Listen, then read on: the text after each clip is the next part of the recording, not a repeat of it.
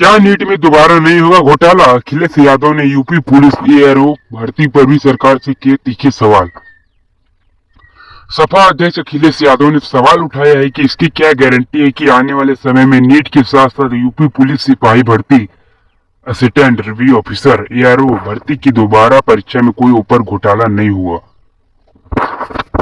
यहाँ पर विस्तार से जान लेते हैं। यहाँ पर विभिन्न परीक्षाओं को पेपर लीक होना, परीक्षा में सेंटर से लेकर सॉल्वर तक की धांधली होना, परीक्षा कराने वाली एजेंसी का काम शक के घेरे में आना, रिजल्ट में ग्रेस मार्कर की हेराफेरी, मन चाहे सेंटर मिलना, एक ही सेंटर में कई कैंडिडेट का सिलेक्ट होना, 100% आना, यह केवल एग्जाम मैनेजमेंट की समस्या नहीं है।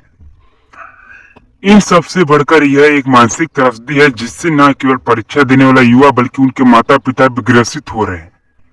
नीट पेपर लीक मामले में सपा अध्यक्ष अखिलेश यादव ने सरकार से तीखे सवाल किए हैं।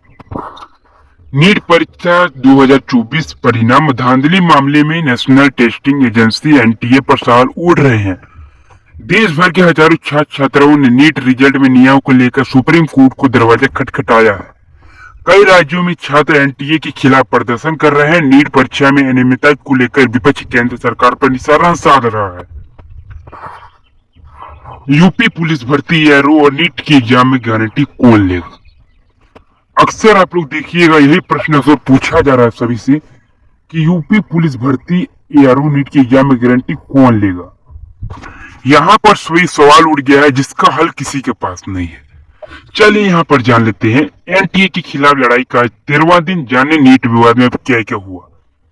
एनटीए पेश करे नीट छात्र आयुषी की ओरिजिनल मार्कशीट, एससी का फैसला। नीट में कुछ जगहों पर पाया गया अनियमितता, बोले शिक्षा मंत्री धर्मेंद्र प्रधान। बच्चों को एक दिन पहले नीट का प्रश्न पत्र मिला, एपी मंत्री का दावा। नीट छात्रों के भविष्य से खिलवाड़, कांग्रेस नेता की ये मांग।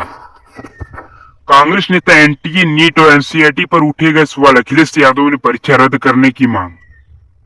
सपा अध्यक्ष अखिलेश यादव ने सवाल उठाया है कि इसकी क्या गारंटी है कि आने वाले समय में नीट के साथ साथ यूपी पुलिस सिपाही भर्ती, असिस्टेंट रिव्यू ऑफिसर भर्ती की दोबारा परीक्षा में कोई घोटाला नहीं होगा। उन्होंने सरकार पर निशाना साधते हुए पूछा है कि क्या गारंटी है कि दोबारा परीक्षा के दौरान इसमें गड़बड़ियां फिर से नहीं होंगी।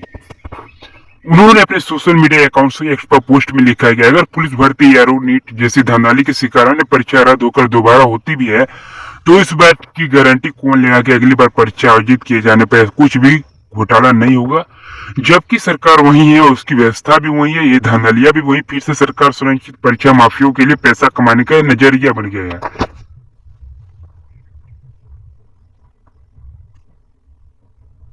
अखिलेश यादव ने नीट परीक्षा धांधली से युवाओं को उनके माता पिता की चुनौतियों का चिंता व्यक्त करते हुए कहा सरकार इस संकट को मनोवैज्ञानिक दृष्टि से भी देखना चाहिए। उन्हें अपने पोस्ट में आगे लिखा है कि युवा मानस वैसे ही बहुत नाजुक होता है, ऐसे में उनको संभालना माता पिता के लिए एक बहुत बड़ी चुनौती होता है। ऐसी चुनौतियों से हताश निराश होकर जब माता पिता खुद व्यवस्था पर खो देते हैं तो उन्हें अपने बच्चों का भविष्य अंधेरे में दिखने लगता है और भला वो क्या अपने बच्चों का सहारा बनेंगे। इसलिए सरकार इस संकट को मनोवैज्ञानिक दृष्टि से भी और कम से कम युवाओं के मामले अपने चौतरफा भ्रष्टाचार से मुक्त रखे। ये देश के भविष्य के वो सवाल है।